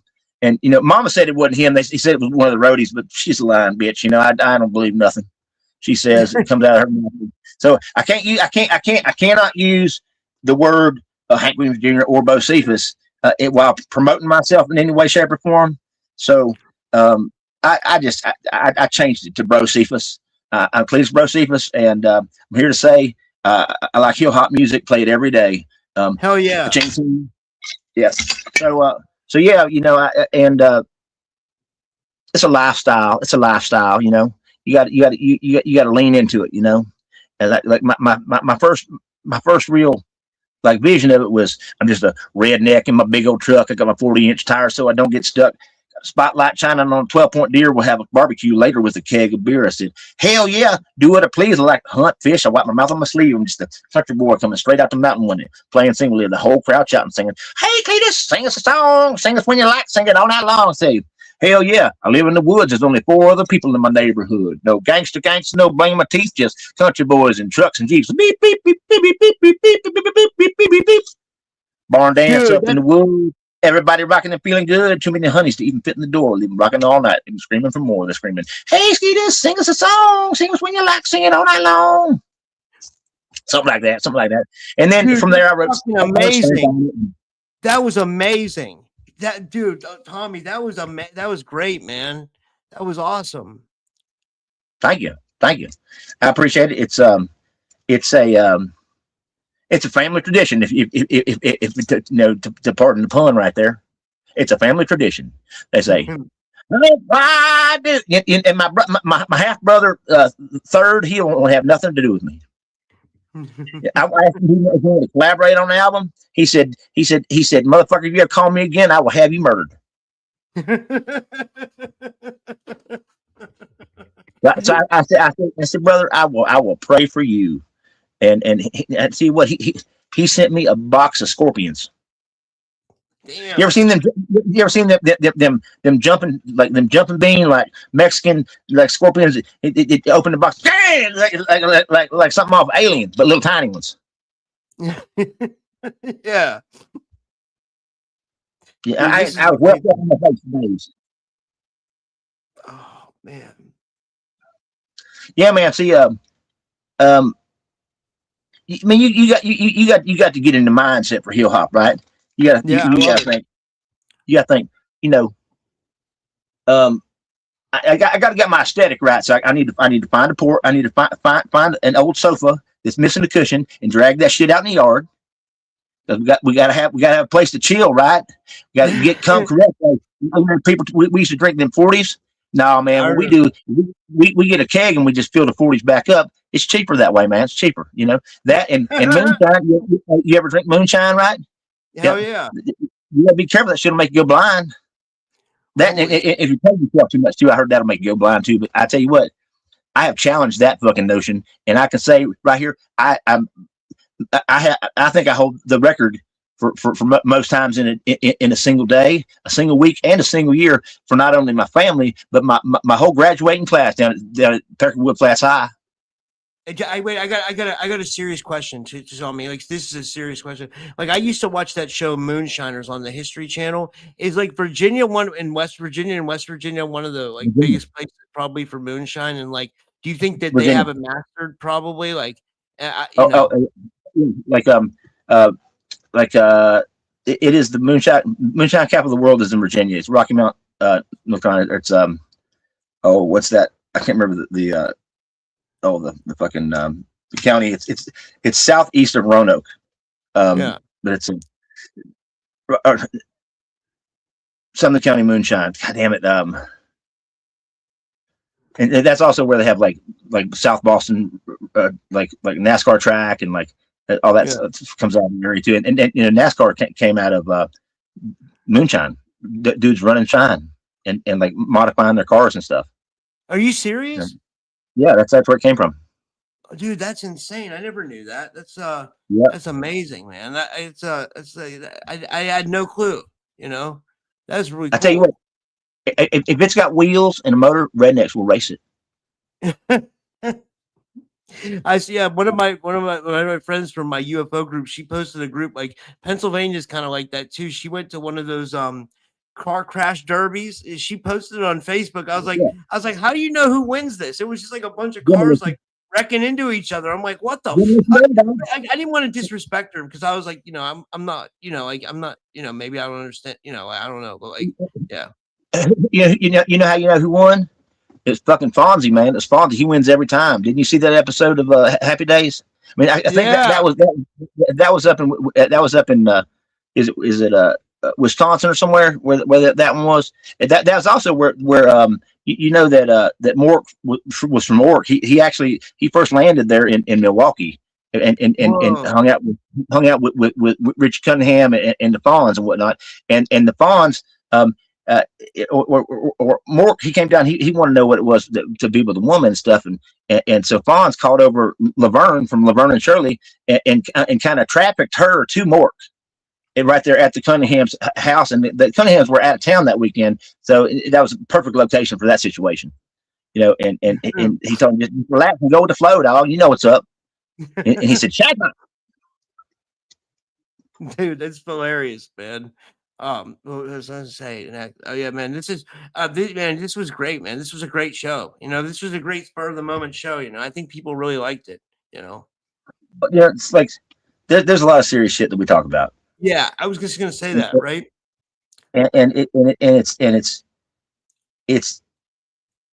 It's almost like it almost just frees you in your tracks if you get caught up in thinking about it too much. I mean, the stuff I've experienced in my life it's hard to think about. It's hard to, but the more I talk about it, the easier it gets, because it makes it smaller. It takes the significance away. I regain the power of my own life through acknowledging that this horrible shit happened. And I think it gives other people hope that have gone through similar things, because they've also been told that they were crazy. And it wasn't until a few years ago that I ran into somebody who had been through the exact same program at the same location about 10 years prior to me. And just randomly, I went out with a friend to help disassemble an old fucking building that was an outhouse, a big old outhouse, and she was going to reuse the wood from. And we got talking about this woman was Native American heritage, and her dad worked at the arsenal, and he worked in the same underground facility as my grandmother. And and my friend was with me. She was always kind of leery about what I had told her about what I had been through, and then suddenly it was validation for me, and to help me understand that those foggy memories of me going there with my grandma that were almost like third person like memories, which is typical with dissociation. Which is what the goal of that type of programming is to split the personality so they could program different aspects of you to do different things. Yeah, and so holy shit, yeah. Like, and look, I can cipher. I got alt plus alt equals alt plus 1 equals 1, alt plus 2 equals 2. I mean, me and my cousin Jethro, we're on it. That's hilarious, man. Oh man. Well, yeah. Do you have your guitar? I was gonna say, do you want to play one before you go? Yeah, I do. I just want to say, like about the seriousness. I try to be lighthearted and joke, because if without that, like I couldn't just have like do an hour and a half, 2 hours of the targeting just by itself. Because you're right. It's heavy. It's almost like you got to add some levity to it. Yeah. It makes I think it's in a way it's therapy for all of us. You know what I mean? Who feel like we're being bothered. This helps a lot of people. I want people to understand that I'm not making fun of it. I'm not making fun of stuff. I'm making fun of myself. I'm making fun of like, just like, I mean, you got to be able to laugh at yourself in the situation. Like I agree 100%. Because if you don't do that, you never know what's going to come along and make you just want to fucking like jump out of a high story building, or you try to play Superman, or you try to fly off a bridge or something, see if you can stop a train. This is Noodle. Hi, Noodle. How you doing? Say hello to the crowd. Hi, crowd. How you doing? Hey, you ladies out there want to send me some nudes? That's really appropriate, Noodle. You got to go back in your hole. Not in the hole. Which hole are you talking about? It's hilarious, man. That's fucking hilarious. Lord, please excuse me. That wasn't very Christian of me. Noodle, he just got a mind of his own. That's all I'm saying. And y'all have to check him out on Noodle's World of Neuroscience. And he talks about neuroscience in a format that kids can understand, but also dumbasses. So dumbass adults who think that it's okay for you to slam your head into other people a bunch of times, and you're not going to have any problems in life. You know, it's like Kent Johnson or Kevin Johnson, former Philadelphia Eagle, was found murdered in a homeless encampment out in L.A. the other day. Oh, but for real? I didn't hear about that. What do you think happened? When? Within last week, maybe 2 days ago. And he fallen on hard times after his stint in the league, and and it happens to more folks than you understand. Like these guys, it's not a guarantee at a life of luxury or high finance. It's people, they jump in and they get a big chunk of money at the beginning, and they spend it like crazy, and then all of a sudden there's no more coming in. And if they're married at the time, and then like the judge sets like alimony and support stuff on the money you're making then you're not playing in the league anymore, and you just like try to sell cars, or like like I am right now, laying tile, or a little bit of music. Anyway, so got a song today we're going to play. It's called Lesbian Seagull. Wrote about my publicist, Maureen. I'd given her the book, John Livingston Seagull, the Richard Bach book, and she bought me a tutu in response, and I'm not really sure how to take that. That's hilarious. She got me that in a box of tampons. I'm not sure what that's supposed to mean. That's fucking hilarious. I think it's like a dig, but I'm like, and my stylist Lamar, he's the one that explained it to me, and I just don't understand the culture. I have some alternative lifestyle, like family members, mostly that I wasn't raised around because of their sinful ways and lifestyles. But I mean, it's not so much sinful anymore, but it's considered more just an abomination nowadays in these parts. And that's not my opinion. That's just the status quo in Hicksville, down here in Peckerwood Flats. I'm all about that. Look, I want people to be able to be as miserable as everybody else. I think that everybody should be recognized for who they are. I personally identify as chicken salad sandwich because that's delicious, and I figured they could use some letters in the acronym. You know what I'm saying? Chicken salad sandwich. That's hilarious, man. No grapes. Oh, are you gonna play Trap House Cotillion, or what are you thinking about playing? I think I'm gonna play. I've got this song that everybody keeps trying to tell me to play. It's called. I've been trying to find the lyrics stuff where it's called "Quietly, Quietly, Far, Far Away." They keep telling me to play "Quietly, Quietly, Far, Far Away," and I can't find the lyrics anywhere. So I think they may just be telling me to shut up. I'm not sure. Let's just see where it goes. We'll right. we'll play this. We'll play this one by ear. I'm all for it, man. Let's see. And scene.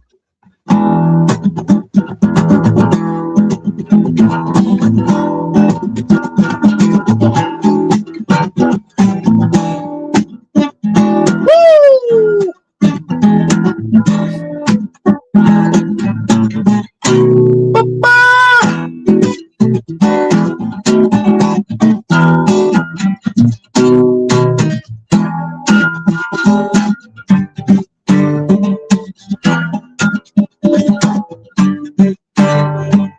Going wide, it's a Cadillac ride. Going wide, it's a Cadillac. Going wide, it's a Cadillac ride. Going wide, it's a Cadillac. Long and lonely road, the speed up Cadillac. Well, my story must be told, so my mind can find some slack. When we touch down tongue, because I came to rock, bring a fresh new flavor to the butcher block. I was a peaceful man, laid back and mellow, until some sucker pushed my buttons and I beat the fellow. Well, beat down like Apollo 3, I almost killed a man, but it devastated me. I'm touchdown Tommy, and I came to say we gotta love one another today. Love one another today. Love one another today. Love one another today. I was a man on the football field, the political scene just made me ill. Too many big money motherfuckers running the game. It ain't a sport, it's just a money machine. Treat like a piece of meat, I say bye-bye. People stop me on the street, ask me why. And this is what I say as I carry along. I just want to live my life and sing my song. When it's a long and lonely road, speed up Cadillac. The story must be told, so my mind finds a slack. Peace, I'm a priest. And listen to the words, realize what there's a feast. Living dead just like the drones and thunder. Rhyme raps and the lightning, the thunder, when I'm the pinnacle. Wearing dark sunglasses, ringing knowledge to the people to empower the masses. I'm a scream just like the little girl's dream. I always hit the hook like my man Kareem. Low and wide, it's a Cadillac ride. Slow and wide, it's a Cadillac. Low and wide, it's a Cadillac ride. Slow and wide, it's a Cadillac, but long and lonely road. Beat up Cadillac, well, my story must be told, so my mind can find some slack. Call me touchdown Tommy, and I came to rock. Touchdown Tommy, and I came to rock. Touchdown Tommy, and I came to rock. I got a new definition and use for the clock, and I'm jacked up like Cassius Clay. I'm touchdown Tommy, and I came to say we gotta love one another today. You gotta love one another today. Yeah, yeah. You gotta love one another today. You gotta love one another today. Yeah, yeah.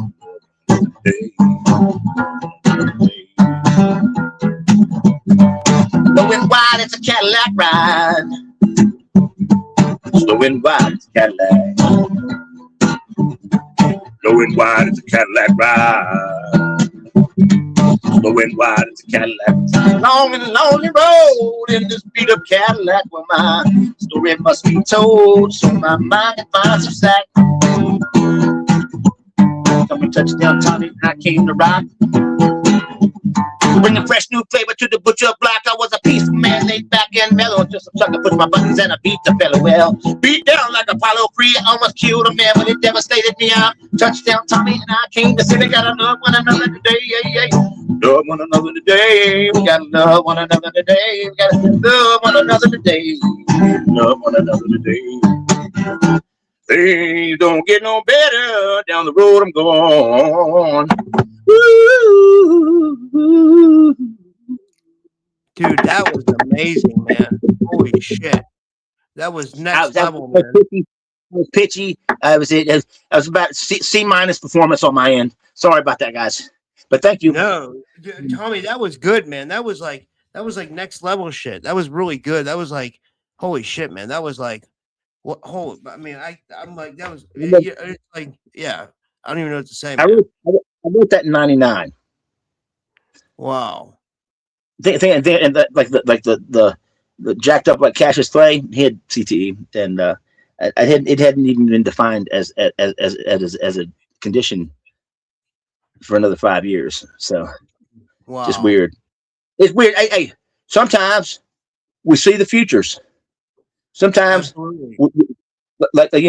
it's possible to be an empath to such a nature that you remember the future, and you can not only feel people's emotions, but you can feel and see their illnesses, and sometimes help them make those go away. And life's just it's just a journey.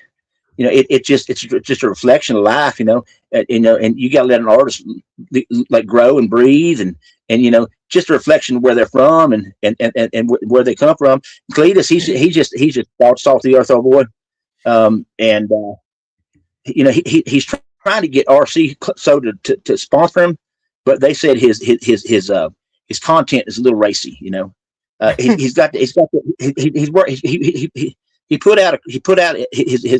had his Christian period, and the album he put out, it was called Back to the Bible Bitches, and it was his outlaw gospel hill hop album, and it went cardboard after 3 years, and it's 9 copies, and some people was offended by it, but Jesus hung out with murderers and rapists, and he himself was a cunnilinguist, I'm pretty sure. He had a way with words, and and I mean, if he could turn water to wine, I'm sure. I mean, and party's on, y'all. Whatever y'all want, just step up to the table. You bring a little salt, bring some grass clippings. It's on. Boom. I bet you could have been a stand-up comedian, Tommy, for real. I used to be a youth pastor, and then I realized that it was just felt kind of like a grift. They wanted me there to entertain the kids and stuff, but they didn't want to pay me nothing, and it's like I've been snake bit in the name of the Lord on little old Plum Creek Road, just Church of the Rock with a little bit of shock talking tongues. Is how rock and roll Bible in the diesel garage don't matter if you don't fit in. Just send us all your money and you're absolved of all your sins. Hallelujah! Can I get an amen? Can I get a witness? Can I get a hallelujah? That's right. I feel somebody has been suffering. As somebody, I feel it's been suffering, and they've got an illness. They've got a condition that's got them just so worried, and they don't want to tell nobody about it, but they need to hand it over to the Lord and hand it over to the Lord. And then Martha Ray, step forward. That's step forward. Demon, get out!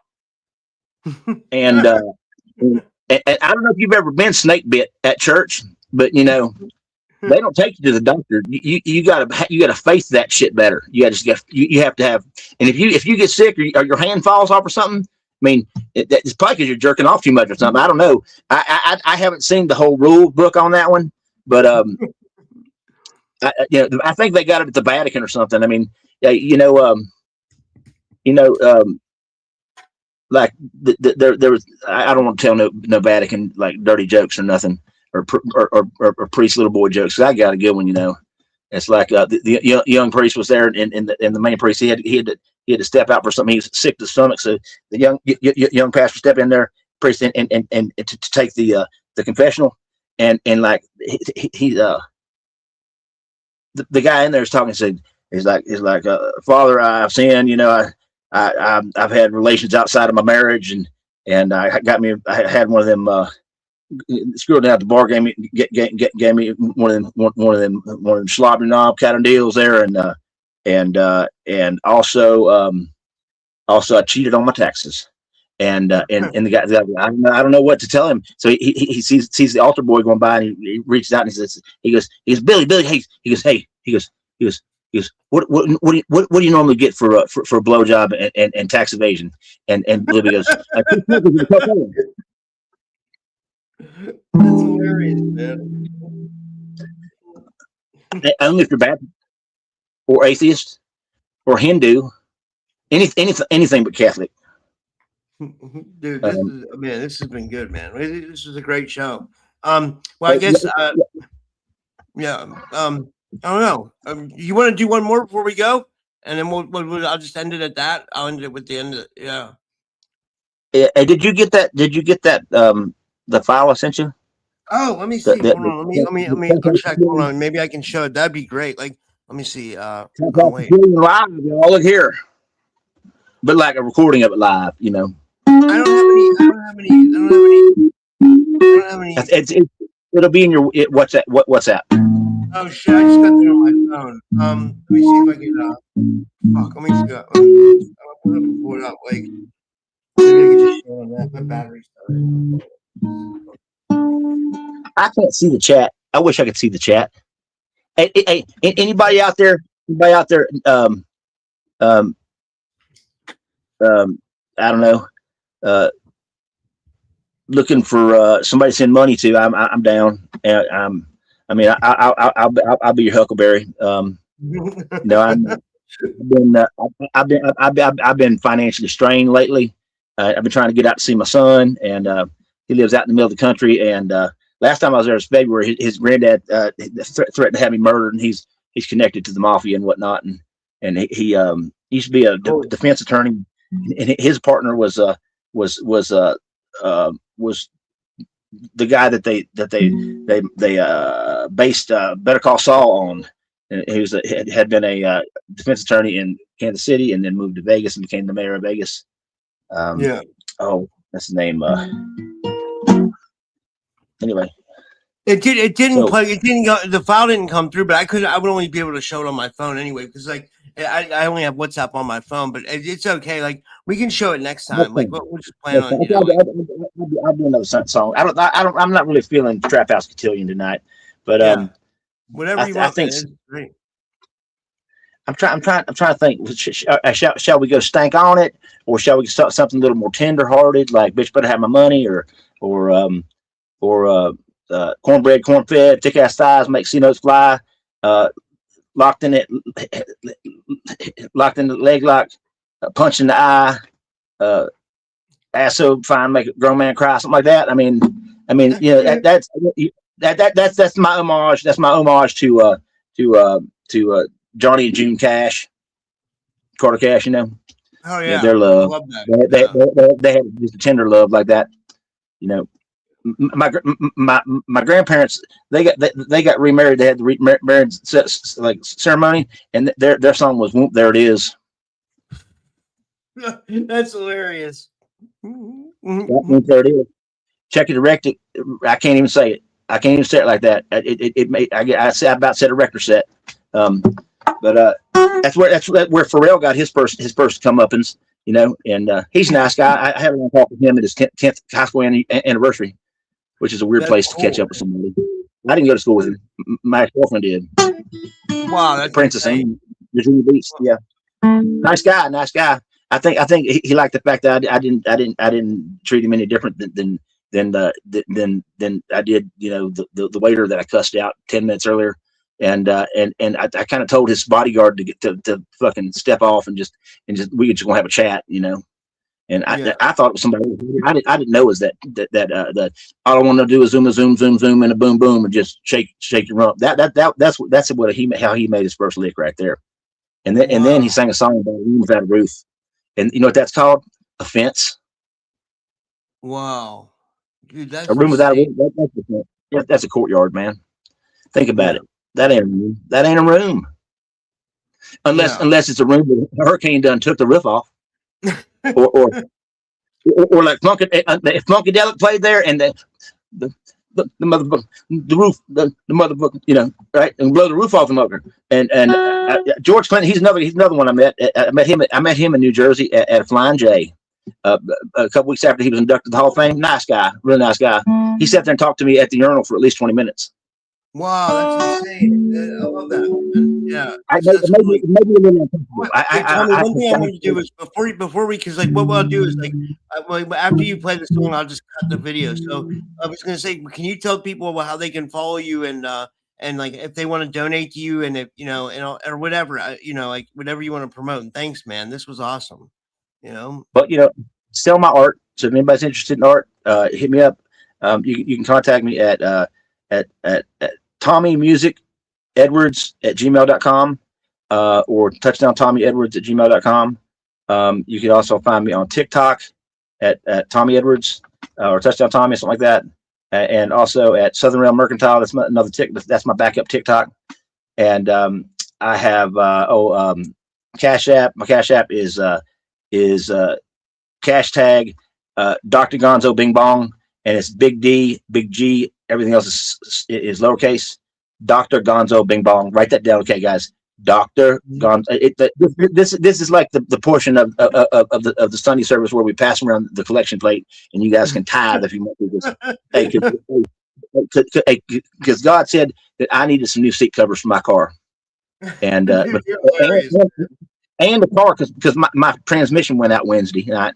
And see, I've been targeting like the girl I was dating. Her friends they done start slandering me, saying I was dangerous, I was crazy and dangerous, and that was mean. And then this latest night, I had told her cousin, who's just an ignorant bitch, to that's my opinion. That I'm not slandering her. That's just my opinion. That she was going to lose her job for breaking HIPAA, like federal HIPAA regulations, talking shit about a neighbor friend of mine who has some mental health issues, and in the past has had some run around not sleep for days kind of issues, and as a way to influence the girl I was dating, and then here lately she was running her mouth at the bar we go to and saying I had threatened her, and some guy I don't even know came up to me the other night and made some veiled threats to me, and I found out later that they had been there when I got there, and they snuck out the back. Whoa! Holy shit, man! Which ain't cool. It's ankle. So then the following Wednesday, that same cousin called me drunk to harass me and try to record me and to try to make me, I guess, seem unhinged or crazy. And she's like, I go to when are the meetings? They're watching me too. The CSI and the form shifters. And I'm like, I said, Sherry, I said, CSI, you talking about TV show? What's going on here? I said, as far as meetings go, I mean, they have those 7 nights a week at churches all around town. I'm sure you go online and find like schedule when they are, where they are. That'd probably be good for you. She was drunk, but she called, and I said, now remember, you can't talk to anybody, tell anybody about who you saw there. Like when I went to the same kind of meetings in Malibu, like I met like with Scott Weiland and some other folks like that, but I'm not allowed to say anything about him, about that. Sorry about that. But he's passed away, so I don't think it matters now. Nice guy. He was a nice guy. Also, yeah. So AA. I was saying she made. I think she was talking about like the secret CIA meetings or whatever, and I'm like, that we don't meet like other people meet. Like y'all is the one that meet to come in and to play. What's it called? Street theater. Street theater where they come in and do the humiliation tactics and fuck with you and talk about private shit from your life. Yeah, and I'm pretty sure that she and the girl I was dating were part of that from the get. And it's just like it's just there's that song just try to strip you of all your self-worth and self-confidence and break you down. But I'm at this point I'm resilient. I'm more resilient than I have been in a while. And I think it's all this grape. I've been drinking a lot of grape juice, man, and it makes me feel like Superman. I mean, some of it's a little tangy and it may have gone bad or something, but hell, the only bad thing is that I take out 6 or 7 mailboxes on the way to work every morning. But that's hilarious, man. You're hilarious, man. I taped that headlight back on a couple times. Whatever. Put a flashlight in there, turn it on at night. Just whatever. Dude, I'm gonna have a get together soon. I don't know how I'm gonna do it, but I'm putting together a get together. Like, quantum field party. Maybe we gotta have a quantum field party. I think because I know a woman who has a bed and breakfast in New Orleans. So she said she'd give us, she comes on my show. She said she would give us like a deal on it. So that's where it's like looking more like every day. Like where I'm gonna try to do something is New Orleans if I can. I may not come to New Orleans. Like I went to Mardi Gras there. Like I got a car right as they did a press conference at my off-campus house, and my buddy who was National Guard at the time, and he's a contractor for the intelligence community now. It convinced me to go with him, and then I got separated from him, and I got drugged, abducted, and assaulted that night. I was 21, right after they leaving tech. That was punishment for that. And all I want to say is if I ever find that dude that was wearing that Richard Cunningham Happy Days mask, I'm gonna rip that mask right off his face and punch him right in his kisser. Actually, it was 2 chicks, but it was weird.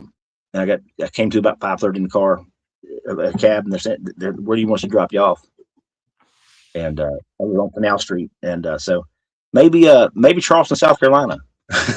Oh no, yeah, no. Charleston's good. Yeah, there's a lot of historical stuff in Charleston. I bet you Missy, who comes on my show, Missy Hill. I bet she knows a lot about Charleston. I've been to Charleston before. I like it. It's nice. It's definitely, we could do it there. You know, I'm like, yeah. That's close to the border of North Carolina too, so we could go over into North Carolina if we wanted to. I used to do that with the surfer. It's not like yeah. It's not all that close to North Carolina. Myrtle Beach is close to North Carolina. Yeah, I mean, everything. But no, South Carolina's small, so it's kind of relatively close. But actually, like Huntsville, Alabama, we got Redstone Arsenal down there, or and that's right, just a stone's throw from Nashville, which is one of the biggest psyops on the planet. And get down there and everybody get tagged and follow around. Last time I was really out there hanging out, I had one of the Men in Black experience. Lost 8 hours with my friend Leah. Holy shit, man! I woke up, my pants was unbuttoned, and that my handler, that William Corey Frankenstein guy, he told me that they took eggs and sperm, and I can attest that night I was snuggled up with this beautiful little girl trying to protect her, and there wasn't anything going on. They must have taken the whole milkshake, man. Holy shit, man! Yeah, it was weird. You know, our stream's cutting out. Something's happening. Like, you're starting to cut out, and then I just noticed I cut out. I don't know what's going on. It's like, it's weird. Like, you know, I don't know. I'm sorry. I tell you, I have shared too much too soon tonight, and I apologize. That just ain't Christian to me. I do like it. I like to close on this one number. It's called "Hello, My Baby, Hello, My Darling, Hello, My Ragtime Gal." Not really. I'm looking this little frog to get out and dance and sing, but he won't do it unless nobody's watching. That's the catch-22 of it, man. You know. You ever catch a 22? My buddy caught one in the shoulder. He had to have that slug removed. Okay, trying to think. What kind of song you want to hear? You want to hear something melodic? You want to hear something? Everyone you play is good. Everyone you play is good. So I think we'll all be happy with whatever you choose, because like they're all good. You know. Okay. If I had a pick, that would be awesome. Let me see if I got just something real close here, because my fingernail's about to fall off. I worked 36 hours in 3 days, laying tile this week. Holy shit, man! And that's just the last 3 days. I also worked other days, and that's the first three on this pay period. And I'm trying to make some ducats, y'all. I got my transmission went out on my car, and I'm being harassed. I need to hire a lawyer for multiple things, defamation lawsuit, but mostly I just need to be able to go see my son out in Kansas, and I got a guitar for him for his birthday, and I haven't been able to send it to him because I just hadn't had the money to pay for the shipping. I didn't realize they were going to have to put it on a ship to get to Kansas. Let's see. Okay, this is kind of this is called Truth and Deception. This is kind of an homage to the music of Appalachia, you know. Yeah. Well, I walk on the mountain. Well, I see that sunrise. Well, I know on my brother when it comes my dying time.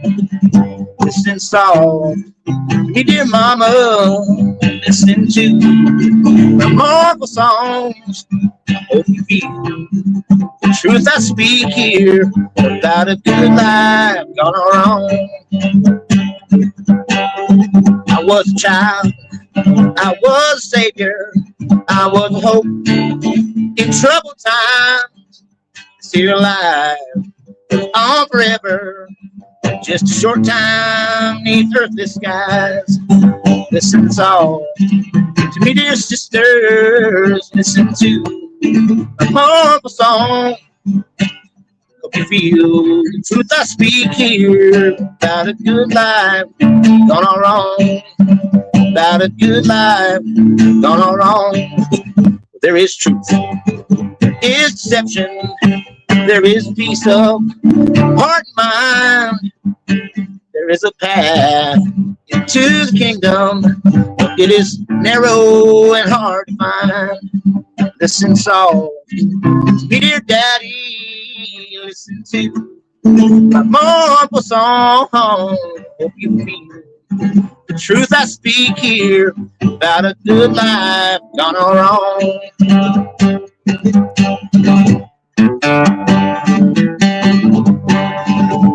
There's a story I will tell you, but it's not for the weak of heart. Sordid tales of love and heartache about this life and how I'll start.